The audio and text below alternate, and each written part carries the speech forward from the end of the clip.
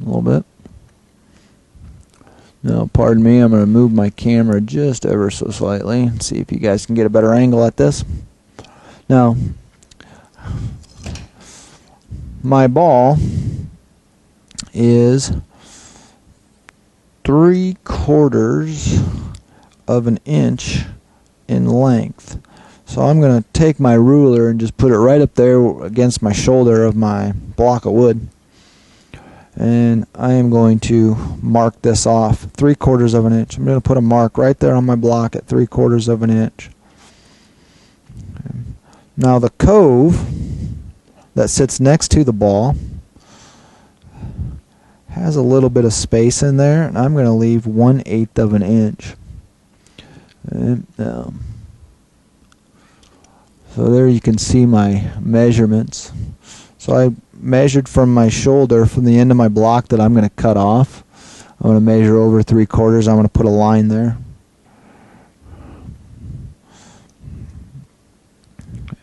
Right here I'm going to leave a little bit of space, about 1/8 of an inch. And I'm going to put a second line there, and then I need to mark over 7/16 of an inch. Okay.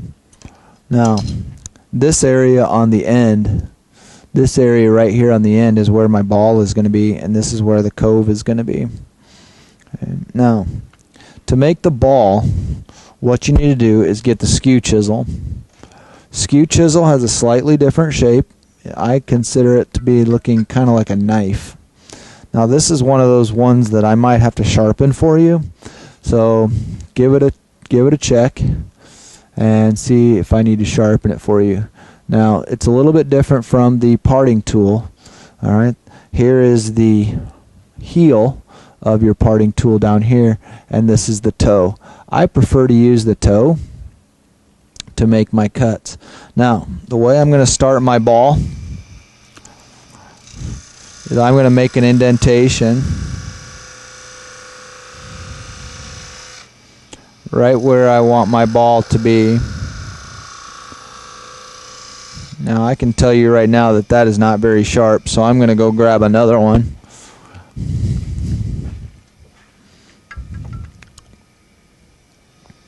And I'll have to sharpen that one. That's one of those things where I was having to press too hard to make even a little bit of a line. So I've got it up on its edge, and I'm just putting the toe right into my block of wood. Now I'm going to set it on its side, and what I'm going to end up doing is just rotating into that, into those grooves, until it becomes round. Now this takes a little bit of time. All right. Now I notice that I'm holding my gouge a little bit on the low side. So I'm going to go ahead and turn this off. And what I'm going to go ahead and do is raise my tool rest just a hair. Not a lot. All right. I'm going to see if that cuts any better.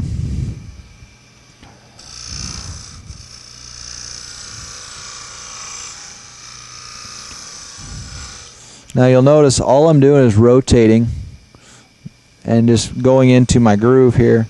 Now I flip the tool over, so I'm cutting with I like cutting with the toe. I feel like I get better control with that.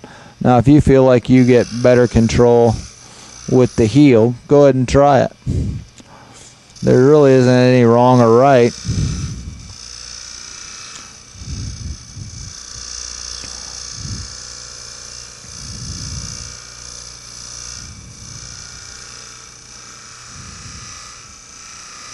And I just ever so slightly, I'm starting to get it curved around.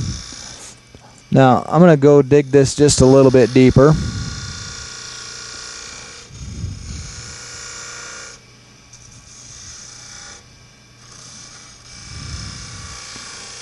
Also keep in mind that this is a practice piece.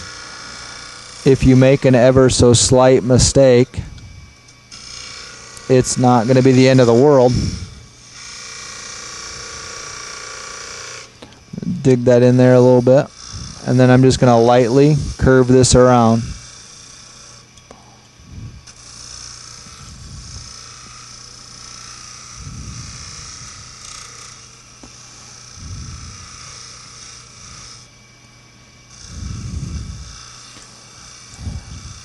and the ball I have is now starting to form. So that's with the skew chisel. Now, so far, what I have done is created the part of the gavel that goes up into my gavel that goes up into the head, and the part that's in the end. Remember, it's 3/4, so I measured over 3/4 of an inch and made a line, and that's the distance I have here. Now my diameter of my ball is 7/8. So I've got to take this, open this back up to 7/8.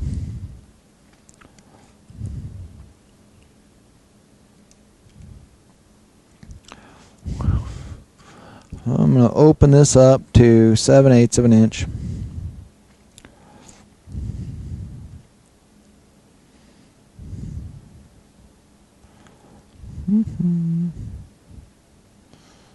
And that looks good right about there. So I can see that the opening, I need to carve the end of my ball down quite a ways yet, so that's got to be quite a bit smaller. So I'm going to stay here for just a couple more minutes.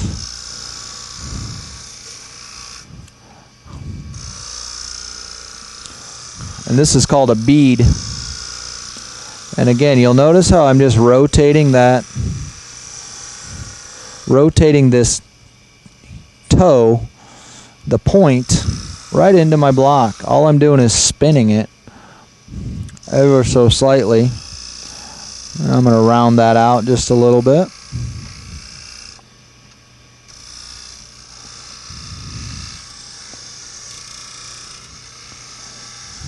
You'll notice that the speed at which I'm going here, I'm going a little bit slow because I don't want to break my gavel right off the get-go.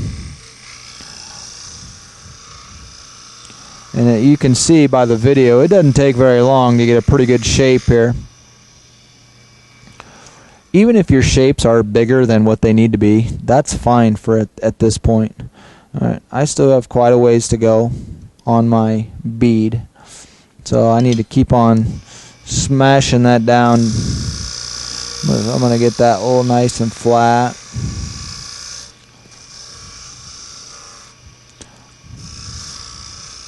I just keep rotating the tool into that. Now, if I need to make my groove deeper, I can do that. You can do that at any point in time that you feel like you want to.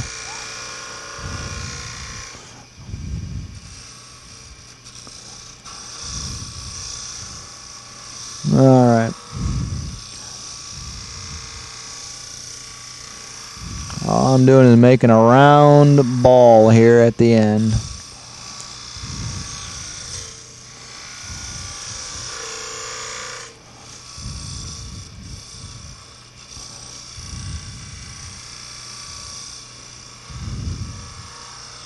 The key to this whole assignment is to go nice and slow. The minute you go too fast, your shapes are going to be odd shape, they're going to be too small, and there's nothing you can do about it.